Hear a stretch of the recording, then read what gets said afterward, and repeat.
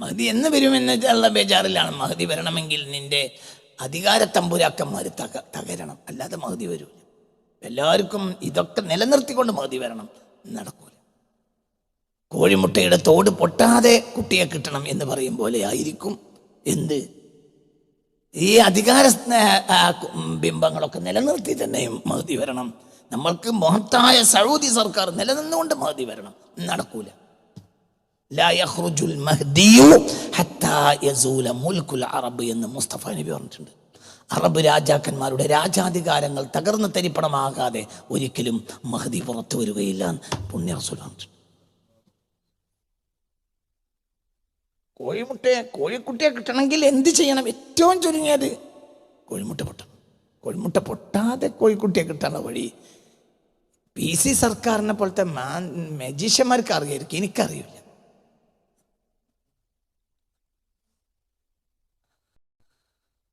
മനസ്സിലായില്ല?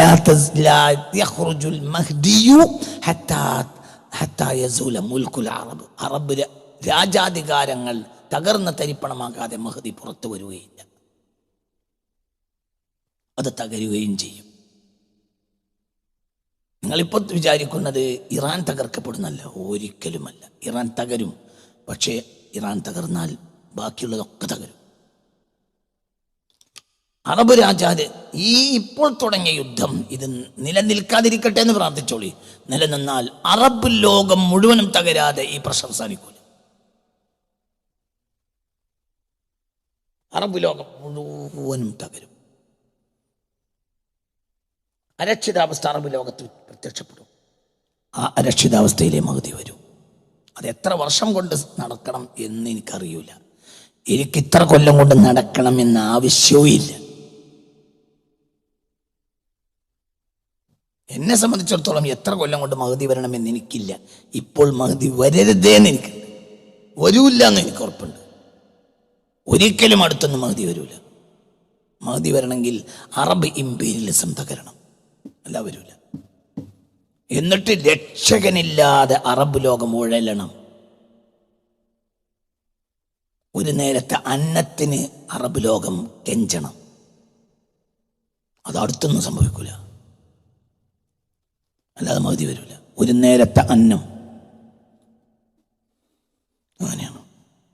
കോടാനക്കോടി സ്വർണ്ണഖനികൾ സ്വന്തമാക്കുന്നതിനേക്കാൾ ഒരു അറബിക്ക് ആഗ്രഹം ഒരു റൊട്ടി കഷ്ണം കിട്ടലായിരിക്കും. അപ്പോഴേ മഹദി വരും. ഒരു സൗദിക്ക്, ഒരു UAE-ക്കാരന്, ഒരു അറബിക്ക് ഒരു കഷ്ണം റൊട്ടിയായിരിക്കും എന്ത് സ്വർണ്ണമലകൾ കിട്ടുന്നതിനേക്കാൾ ഇഷ്ടം. അങ്ങനത്തെ ഒരു കാലത്ത് മഹദി വരിക. അത്രയും എക്കണോമിക്കലി അവർ തകർന്നു. രാജാവാകാൻ ഒരാൾ കിട്ടൂല. അപ്പോഴാണ് വലിച്ചു കൊണ്ടുവരിക ജനം ഒരാളെ, അയാളാണ് മഹദി. ഇന്നിപ്പോൾ ആളുകൾ അടികൂടുക രാജാവാകാൻ. രാജാവാകാൻ കൊതിച്ചിട്ട് ജയിലിൽ കിടക്കുന്ന ഒരുപാട് അറബ് നേതാക്കന്മാർ എനിക്കറിയും.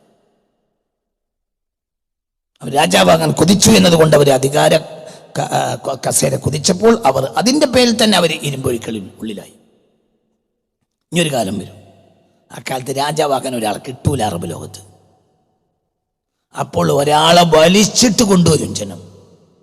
അയാളാകട്ടെ കാര്യം നിർബന്ധിതൻ, നിങ്ങൾ രാജാവാകണമെന്ന് അറിയും, ഒരിക്കലല്ല എന്നറിയും, നിർബന്ധിക്കും.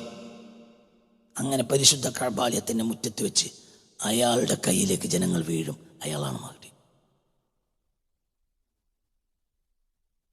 അതാണ്.